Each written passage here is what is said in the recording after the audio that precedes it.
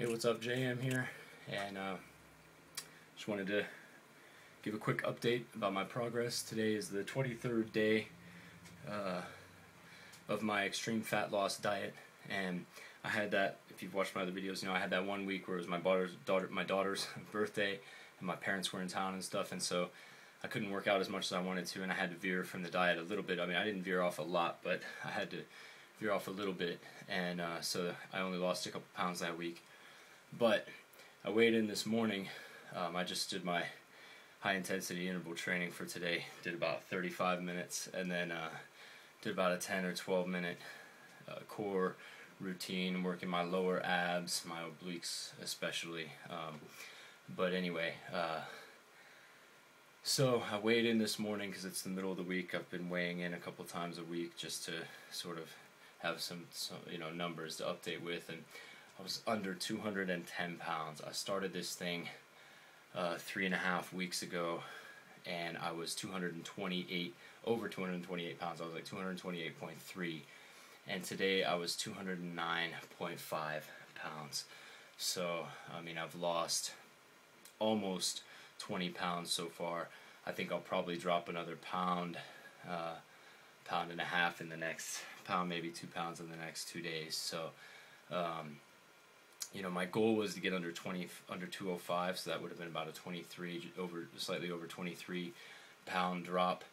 But because I had that week that I had, kind of slowed down my fat loss a little bit, I was decided to at least make it under 210, and I've already done that today. So I'm real excited with that, and we'll just see, how much more I can drop in the next couple days. And like I said before, I'm probably going to go ahead and extend this out another 5-day cycle to sort of make up for that last one.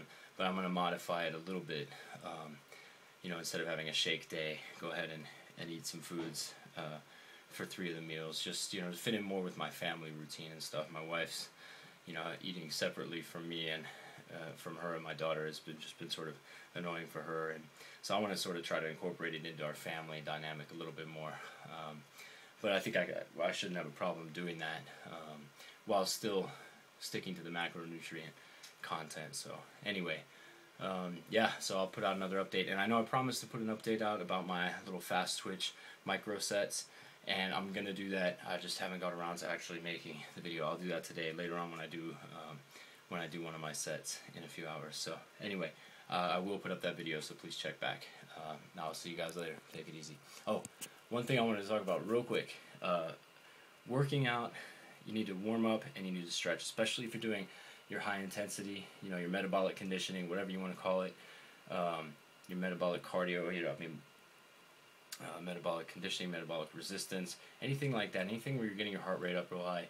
You definitely want to warm up your muscles, and then you want a good stretch before you do it. I know a lot of people who are trying to get rapid fat loss. They want shortcuts. Everybody wants shortcuts, and high intensity interval training is a real good way, especially if you kind of go past the high intensity. What I was doing today was more max intensity, 2 and 3 minutes of high effort, high intensity output for every 30 seconds to a minute of rest. So I was doing like a 3-to-1, 4-to-1, 5-to-1, 6-to-1 type of ratio.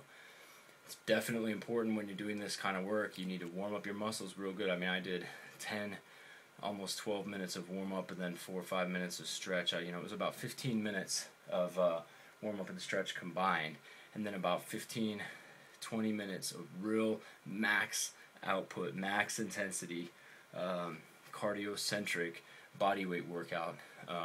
Not just your standard push-ups, sit-ups. I mean, a lot of more complex movements and stuff, a lot of rotational stuff, hitting 3-dimensional instead of just this 2-dimensional up, down, side to side type of workout.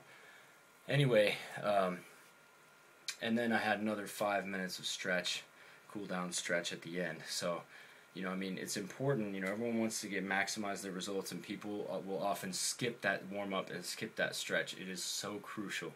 It is so crucial for both short-term and long-term health reasons to be warming up and stretching before any intense workout.